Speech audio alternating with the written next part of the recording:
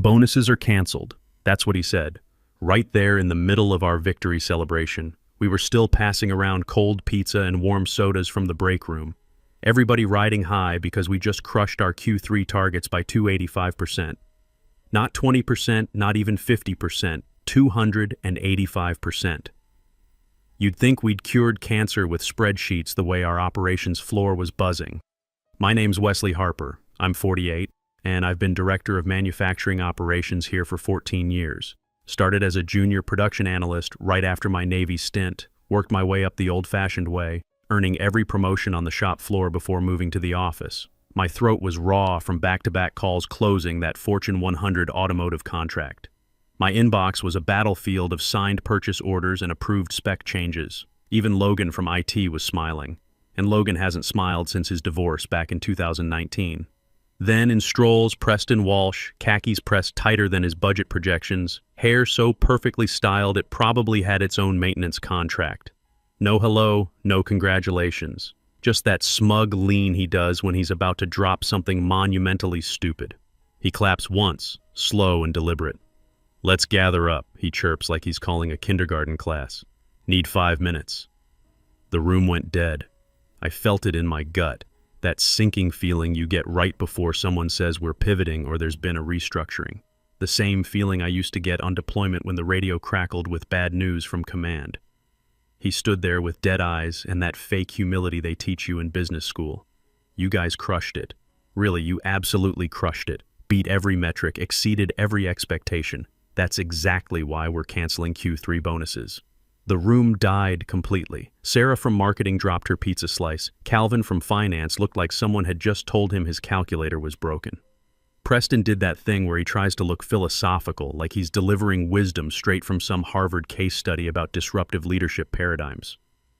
"We're raising the bar," he continued, hands clasped behind his back like he was Napoleon reviewing troops. "This isn't about incentives anymore. This is about culture. Excellence. You already proved you can hit these numbers, so now we know what you're capable of. Time to try harder." People didn't move, didn't breathe. Sarah blinked like she'd forgotten how. Jordan from middle management opened and closed his mouth 3 times like a fish trying to form words that wouldn't get him fired. Nicole, my operations manager for 8 years, just stared at her hands. I didn't say a word, not yet.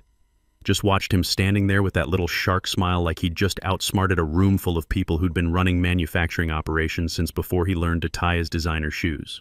His loafers probably cost more than our quarterly safety equipment budget, and he wore them like they gave him the authority to rewrite 14 years of proven systems. I sipped my coffee, burned my tongue, didn't care. The bitter taste matched my mood perfectly. Then I smiled, not wide, just once. The kind of smile you give when the wheels have been turning for weeks and someone just handed you the last piece you needed to spring the trap. Our target was $2.1 million in production efficiency gains for Q3. We hit $6.0 million. That's not just beating expectations. That's obliterating them and building a monument on the ruins. The automotive contract alone was worth $4.2 million in annual recurring revenue, and Preston knew it. Hell, he'd been copying my weekly progress reports and forwarding them to the board with his name in the signature line. I stood up slowly, walked over to where he was basking in his own perceived brilliance, and leaned in like I was going to offer some polite pushback about team morale and compensation equity.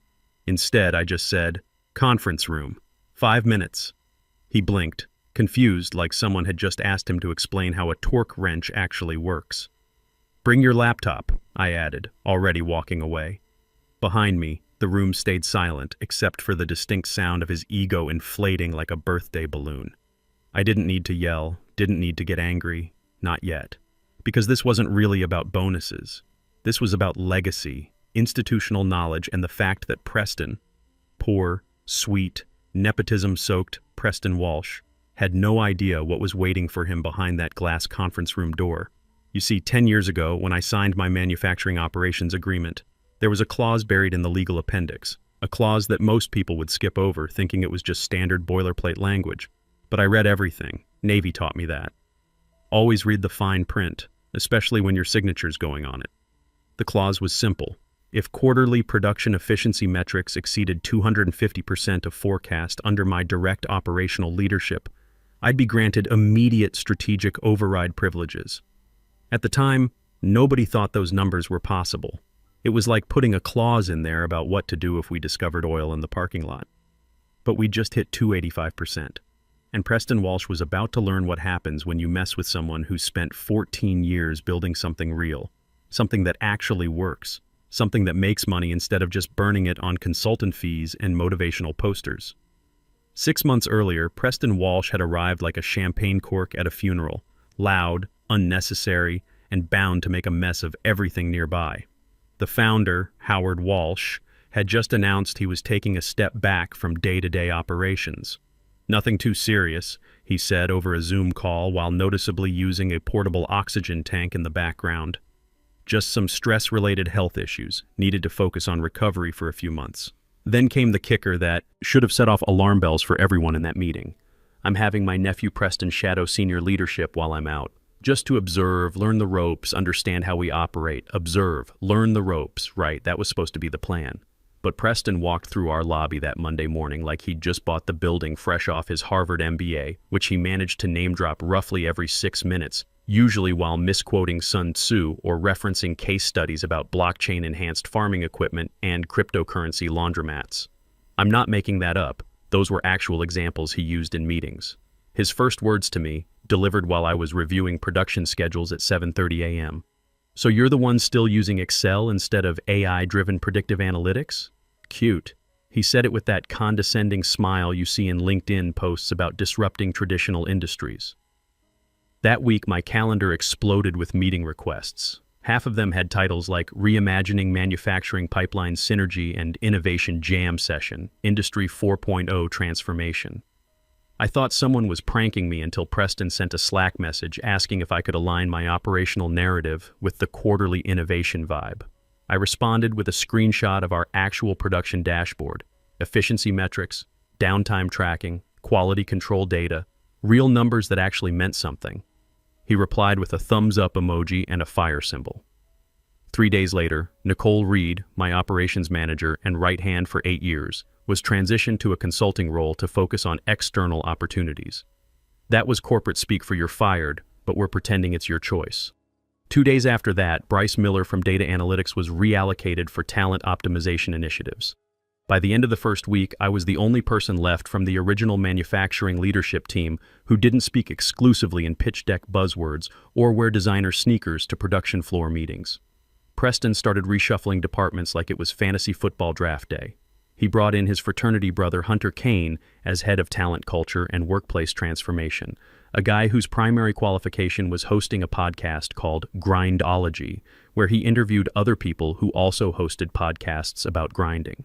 The episodes were exactly as useful as they sound. That was followed by a parade of consultants who looked like they'd never set foot in an actual manufacturing facility. Brand managers who brought ring lights to quarterly reviews. Strategy interns who said let's circle back on that instead of answering direct questions about production capacity. One guy named Mason Ford, who literally called himself a thought architect and spent $15,000 of our consulting budget explaining how our manufacturing processes needed more creative disruption energy. I tried to make it work. God help me, I really tried. I smiled through meetings where grown adults drew emojis on whiteboards. I rewrote production reports using language that wouldn't give me a migraine. I sat through Preston's mindshare briefings even when they involved discussing how we could gamify quality control metrics and leverage social media influencers to improve employee engagement on the factory floor. I had one job during all this chaos: keep the production lines running, protect the systems we'd spent over a decade building and refining, and make sure our delivery schedules didn't collapse under the weight of all this innovation theater. Do what guys like me have always done in corporate America. Hold the line while the MBAs play dress-up CEO. Then came the big opportunity, that Fortune 100 automotive contract. Ford Motor Company needed a precision parts supplier for their electric vehicle production line, and this was exactly the kind of high-volume, high-precision work we'd been positioning ourselves for over the past 5 years. I'd worked on the strategy proposal for 2 months straight. Nights, weekends, hell. I outlined half of it on a flight to Detroit using cocktail napkins because my laptop died and the airline's Wi-Fi was about as reliable as Preston's understanding of actual manufacturing. The contract requirements were complex: multi-tier quality certifications, just-in-time delivery schedules, integration with their supply chain management systems. It required real industry knowledge, actual experience with automotive manufacturing standards, and the kind of operational expertise you don't get from case studies. I briefed Preston thoroughly, prepared him with a comprehensive overview document, walked him through 3 practice presentations, even created simplified talking points for the technical questions. He nodded along and asked if we could make the PowerPoint slides more visually dynamic and whether our company logo could be bigger. He walked into that Ford pitch meeting like he was auditioning for Shark Tank, gesturing wildly and throwing around phrases like agility-first manufacturing verticals and cross-pollinated production deliverables. I physically cringed watching him explain our synergistic approach to automotive component optimization, while the Ford engineers exchanged glances that clearly said, "What is this guy talking about?" Somehow, by sheer force of market timing and the fact that my actual operational data spoke louder than his corporate word salad, we landed the contract. Our production capabilities were exactly what they needed, our quality metrics were solid, and our delivery track record was spotless. The next morning, I opened my email to find a company-wide announcement from Preston with the subject line, Q3 Victory Lap. First sentence: proud to share the success of my strategic automotive sector pivot and innovative client acquisition methodology. My name wasn't mentioned once in that email, not once. 14 years of building relationships, developing expertise, and delivering results, and I'd been erased from my own success story by a 28-year-old who couldn't tell the difference between a torque specification and a talking point.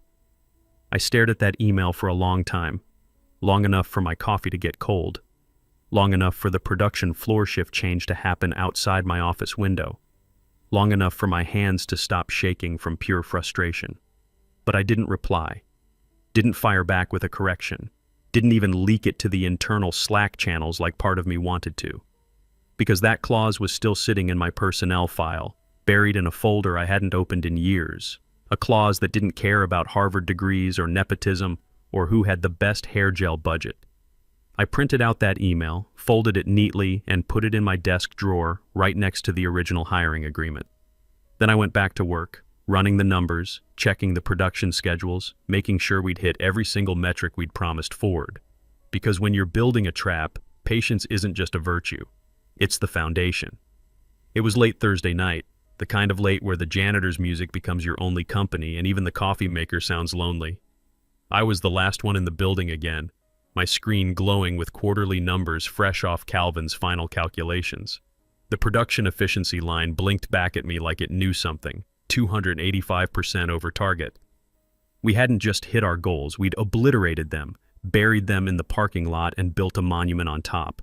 Every projection, every stretch target, every optimistic estimate from marketing, completely destroyed. The Ford contract wasn't just signed, it was expanding. They wanted us to handle components for 3 additional vehicle lines, with preliminary discussions about a $12 million annual partnership. My hands hovered over the keyboard. Not from fatigue, but from memory. 10 years ago, I'd signed my manufacturing operations agreement in this same office. Back when Howard still walked the production floor every morning, still knew the names of our machine operators, still cared about building things that lasted instead of just quarterly stock price bumps. That contract was drafted during a different era. Before the consultants, before the buzzword evangelists, before the company decided that culture could be purchased with kombucha on tap and meditation pods. I opened my personal files, buried under years of NDAs and performance reviews. Found it, the original hiring agreement. Page 14, subsection C, footnote 2. I'd read it carefully back then because the Navy taught me to read every word of anything I was signing. Most people skip the appendices, think they're just standard legal boilerplate. But this wasn't boilerplate. If quarterly production efficiency metrics for manufacturing operations exceed 250% of forecast under the direct operational leadership of Wesley Harper, he shall be granted immediate and temporary strategic override privileges, including but not limited to voting presence in executive-level decisions pending board ratification.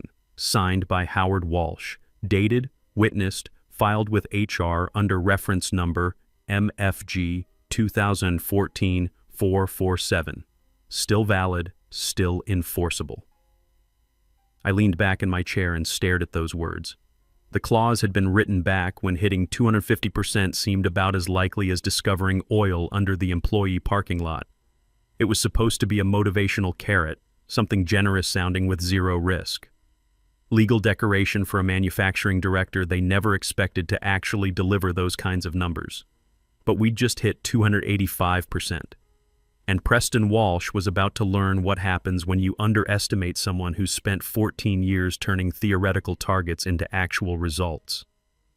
I printed the page on premium paper. Something about the weight made it feel more ceremonial.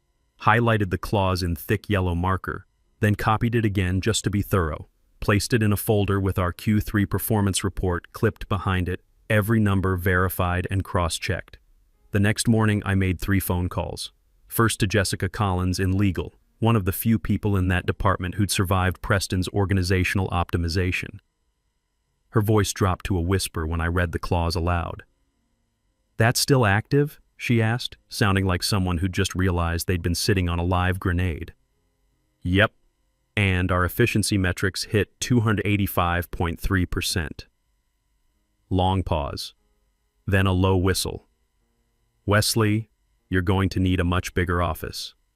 Second call went to our former compliance director, semi-retired and fishing somewhere in Montana. He remembered drafting the clause, laughed for a solid 30 seconds before saying, "Son, I hope you kept all the receipts for this one." Third call, I didn't make one. I sat with it, let the silence sink in. This wasn't about rushing. This was about timing. Move too fast and it looks personal, vindictive. But let Preston climb just a little higher. Let him plan one more condescending all-hands meeting, and the fall would have real impact. That folder stayed on my desk like a loaded weapon for exactly 3 days. Then came Monday morning's bonus announcement, and Preston handed me the perfect moment on a silver platter. After his performance should be baseline speech, I'd asked him to meet me in the conference room. Now we were face to face across that polished table, and Preston was already starting to fidget. He'd brought his laptop but hadn't opened it yet, probably expecting some kind of employee relations conversation about team morale. "So," he said, leaning back in his chair with that practiced casual confidence, "I get that people are disappointed about the bonus situation, but we need to focus on sustainable motivation models rather than—" "Preston," I interrupted quietly, "can you pull up the org chart for manufacturing operations?" He blinked, confused by the change in direction. "I mean, sure, but I don't see how that's relevant to humor me." He clicked around for a minute, clearly not sure where to find it. Finally got a PowerPoint slide up showing the department structure with his name at the top and mine somewhere in the middle tier. "Okay, here's the current leadership framework. As you can see, we've optimized the hierarchy for—" "Now pull up our Q3 performance metrics." More clicking. He found Calvin's summary report, the one showing our 285% efficiency gain. "Right, and these are obviously great numbers, which is exactly why we're raising expectations instead of just throwing money at—" "Preston." I slid the folder across the table. "Open it." He looked at the folder like it might contain his performance review, which in a way, it did. Flipped it open to the highlighted contract page, started reading, his confident expression slowly melting like ice cream in July. "I don't understand what I'm looking at here," he said, but his voice had lost that cocky edge. "That's my original hiring agreement. Subsection C, footnote 2. The highlighted part gives me strategic override authority when production efficiency exceeds 250% of forecast. We hit 285%. Howard's signature is right there at the bottom." Preston stared at the page like he was trying to read hieroglyphics. "But this is just some old contract language. Legal boilerplate. Nobody actually enforces. It's not boilerplate. It's a performance trigger clause, and it just got activated." I pulled out my phone. "I've already confirmed its validity with legal. Jessica's preparing the formal documentation as we speak." His face had gone from confused to pale to something approaching panic. "Look, Wesley, I think there might be some misunderstanding here about chain of command and organizational structure. Modern management doesn't really operate on these kinds of legacy. Modern management," I said, closing the folder, "should probably read contracts before canceling bonuses for record-breaking performance." That's when I saw it. The exact moment when Preston realized he wasn't the smartest person in the room. Maybe never had been. His carefully constructed authority was built on quicksand, and the tide was coming in fast. I stood up and walked to the conference room door. Howard's joining us via video in 10 minutes. The department heads will be here too. I suggest you use that time to think about whether you want to handle this transition professionally. I left him sitting there with the folder, probably calculating how fast he could call Uncle Howard for backup. But Howard Walsh didn't get where he was by backing down from his own signature. And Preston was about to learn that when you're standing on someone else's foundation, they always hold the blueprints. 10 minutes later, the conference room filled with the quiet tension of a courtroom before verdict. Department heads trickled in, looking like they'd rather be anywhere else. Sarah from marketing sat down carefully, eyes darting between Preston and me. Calvin clutched his laptop like a shield. Logan from IT actually showed up early, which told me word was already spreading through the building. On the main screen, Howard Walsh's face appeared in that familiar corner tile. Still thin from his health issues, still using the oxygen tank, but his eyes were sharp as ever. The kind of sharp that built this company from 12 employees in a rented warehouse to 500 people across 3 facilities. Preston straightened in his chair, probably expecting Uncle Howard to straighten this whole mess out with a few words about family loyalty and chain of command. Maybe remind everyone who was really in charge here. "Morning, everyone," Howard said, his voice carrying that gravelly authority that came from 30 years of making decisions that actually mattered. His eyes swept the room, pausing on Preston before settling on me. "Wesley, I understand you have something important to discuss. I didn't waste time with pleasantries." Clicked the remote and brought up our Q3 performance slide.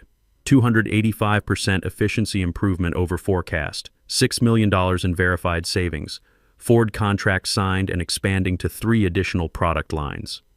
Howard nodded slowly. He'd seen these numbers already, but this wasn't about the numbers. This was about what came next. Additionally, I continued, I'd like to reference subsection C, footnote 2 of my 2014 manufacturing operations agreement. I clicked to the next slide. The scanned contract page, highlighted clause clearly visible. Performance threshold met.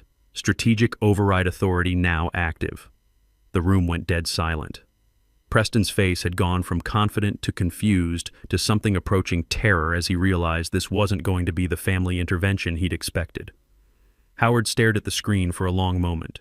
When he spoke, his voice was quiet, but carried the weight of someone who'd just watched his own signature come back to haunt his family. I remember that clause. I insisted on it myself. Preston finally found his voice. "Uncle Howard, this is just some outdated contract language. We can't seriously be considering—" "Son," Howard interrupted, and the single word carried 30 years of disappointment. "Stop talking." The silence stretched until it became uncomfortable. Howard's eyes moved from the contract to Preston, then back to me. "Wesley, what are you requesting?" "Full operational authority for Q4, personnel restoration, budget oversight, strategic planning. No interference, no committee reviews." I slid a folder across the table toward the camera. "Jessica in legal has the formal documentation ready for your signature." Preston tried one more time. This is obviously some kind of power grab using legal technicalities. Modern corporations don't operate on these kinds of legacy. "Preston." Howard's voice cut through the room like a blade. "You're done. Pack your office. Security will escort you out in 20 minutes. The words hung in the air like smoke. Preston opened his mouth, closed it, opened it, again. For once in his life, he had nothing to say. No buzzwords, no case studies, no thought leadership frameworks. Just the reality that nepotism only works when the family member with actual power is on your side. He stood up slowly, gathered his designer notebook, and imported water bottle, and walked out. No dramatic exit, no threats, just the quiet shuffle of someone who'd finally realized he was never actually qualified for the job in the first place. Howard turned his attention back to me. "The board's prepared to offer you interim executive authority, reporting directly to—" "No," I said gently. "I appreciate the offer, but I don't need a title to do the job. I just need the authority to fix what got broken." He smiled for the first time in months. Approved.